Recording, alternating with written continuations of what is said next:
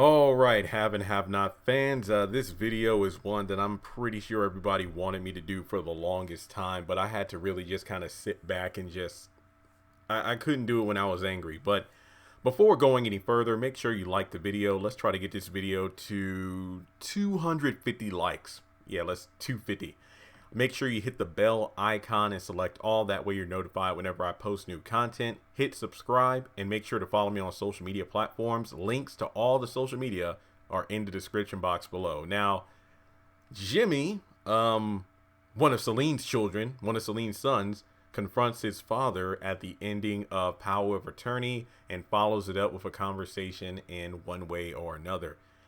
And when I first saw this guy, because some people did call it, I will admit there were people who called it when we saw that initial trailer a couple weeks ago where the guy pulls a gun out on Jim. Some people called it for real. And I'm like, no, because Jimmy is only like a child. Carlos, that isn't him. That clearly is not Carlos.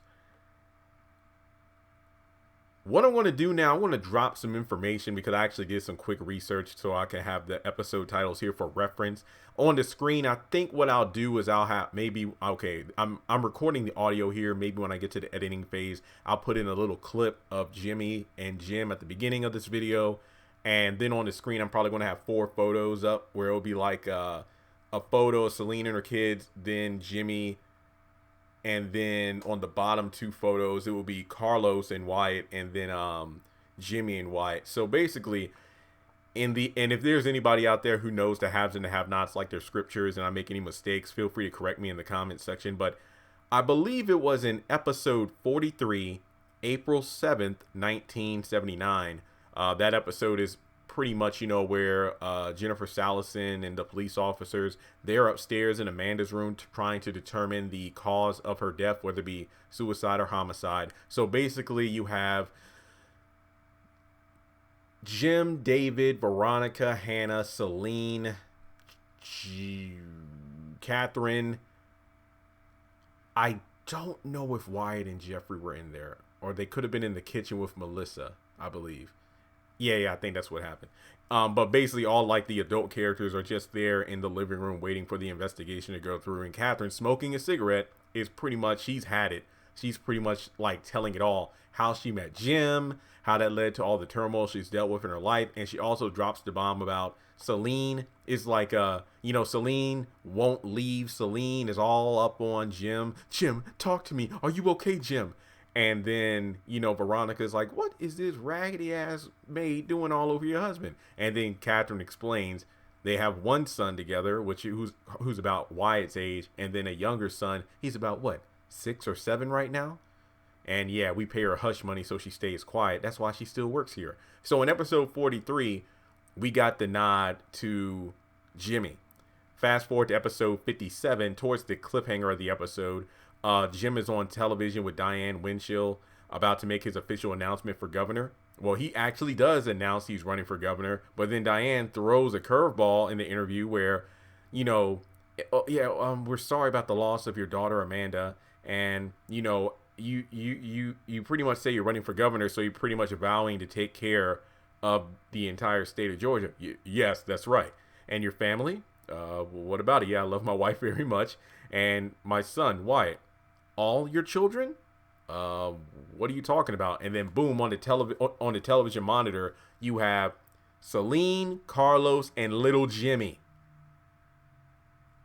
Then in episode 58, the very next episode, Diane Winchell, that's where Carlos is speaking about how Jim is a deadbeat father, how Celine was their maid, how they've been living in the slums of Savannah when he's been up in the mansion and everything. And he doesn't want an apology. If nothing else, he just wants Jim to be a father to the youngest son. And then that's the end of that. Jim is pretty much humiliated on television. I think that Maggie grabs like a cup of coffee and then spills it on the equipment that fizzles out the interview. So that's pretty much it. I know that Jimmy is once again mentioned in a future episode. I forgot the exact title. I think it was right before the episode when the chickens come home. Basically Jim goes over and has sex with Celine just to show her that she means nothing to him, and says like, oh yeah, the little bastard. I'm a judge, Celine. You ruined our entire arrangement. And guys, once again, I did an entire video about how Celine should be sitting on millions of dollars because Jim Cryer, say what you want, he's been paying child support plus hush money. She should have millions. I have no idea why she's living the way she is, working at a fast food joint and at the hospital, but whatever. Basically, it's a situation where he said, I'm going to go to a judge and make sure I could pay you the minimum amount of child support possible. And that's it. So then when we get to the episode One Way or Another, Power of Attorney, damn near 50 episodes later, here we go with I'm Jimmy. I'm like, when he said that, I'm like, wait, is there a middle child we don't know about? Is there like a child between Carlos and Jimmy? Or, I was confused. I'm like, oh, well, maybe Celine got pregnant by her husband. No, maybe Celine got pregnant by Jim again, but played it off as her husband Humberto's child. But then he really wasn't. I have no idea. So it just seems like Jimmy has been recast to be an older character now. I guess that's the simplest way to put it, because people have pointed out to me, like in some other soap operas, this kind of thing has happened before where characters would be aged up randomly.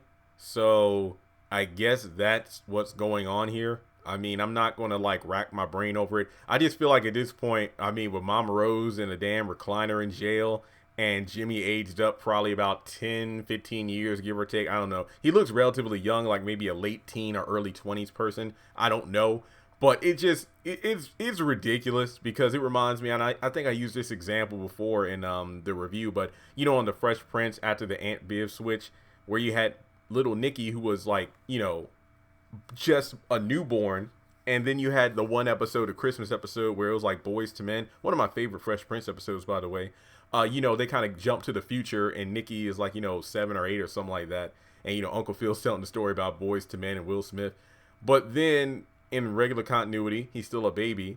But then when you get to, I don't know, like the next season, Nicky is aged up to be like 6 or 8 or something. I'm like, what's going on? But I don't know what's happening, folks. I honestly don't. But then that moves to the second part of the conversation, or the bottom two photos of the picture on screen. When Jimmy goes to see Wyatt, he's like, hey, you remember me? We've met before. What? So I'm going to put it this way. I feel like if Jimmy was still 7, so to speak, I don't think Wyatt and Amanda would have met him. I feel like Carlos, yeah, most likely because he was the older one. So it's possible that maybe they had like a family thing going on and Celine and her kids came out. I don't know, I'm just speculating. But Carlos and Wyatt did meet briefly in the episode, I believe, episode 35, Norman Hewins. This was when Jim Cryer was working on his campaign, and Norman was like not Norman, but Carlos was a volunteer at the campaign office. And then Landon asked him to take some important documents over to Jim's house, which he did. And, when Jim was at his desk doing something, and his back was turned the entire time, and Norman was like, hey, I have some files from Landon. And he's like, oh, yeah, sure, put them on the table. And remember, Jim didn't even recognize him. But then Celine came in, and then Jim started chastising her. And then, Carlos spoke up and then said, I'm your son. And then in the very next episode, episode 36, Checkmate, that's when Carlos has a heartfelt speech to Jim about how I remember you when I was a kid, how you used to lift me up and play. And then Mom would always tell me how you would always come back, but then you never did. So that was pretty much it. And yeah, so when Jimmy was like, remember I'm sorry, I'm literally when Jimmy was like, we met before, I think that was probably Carlos, I guess, because Carlos and Wyatt briefly met in that episode, Norman Hewins. If I remember correctly, I think Wyatt was the one who opened the door and Carlos was there, and then they briefly had a moment together and that was it. So did they write Carlos out? I have no idea, folks. And let me just say, when Jimmy had that gun, I'm like, he shot Amanda, I bet. I don't know. I honestly am at a loss, because like, why would Jimmy go confront Jim like this now of all times, to finish the job Wyatt started, to attack Jim while he was down? I mean, because I posted on Instagram, it's like when 3 out of your 4 kids want to kill you, you know you're father of the year. Because Amanda had to, I know some people are like, when did Amanda want to shoot? When Amanda had that gun, she was playing eeny, meeny, miny, mo. She was willing to kill her family. Because remember, her and Quincy got, yeah, Quincy took her to get a death tattoo to have the names of her, again, another important plot point that nobody ever brought up. The tattoo was still fresh. She got the names of Wyatt, Jim, and Catherine on her body because Quincy explained you only get a death tattoo when you've killed someone. Well, I want to kill my whole family, so I'll get names of them all. And that was never explored. So pretty much she was willing to kill her father if it came to it. So basically, Carlos, well, technically, if you want to be technical, Wyatt was the only one to actually shoot him. Whereas Amanda would have shot him if he was like eeny, meeny, miny, mo. And then Jimmy had a toy gun. But basically, I really don't know why he did this. I mean, did Celine lose her job from the hospital yet? Because in actuality, David was the one that suggested to Celine's supervisor or boss that she be fired because of her interfering with Jim. And then with her struggle with child support or lack thereof, you know, maybe Jimmy was mad because basically verbatim what he was telling Jim is everything Celine had told Jim back in the episode 36 Checkmate. Like, go back to the episode for reference. And guys, all the episodes are on Hulu for viewing. So all the episodes, remember, I'm mentioning episode 36. And I'll even do a quick recap here. Carlos went over to Jim's house and he briefly met Wyatt.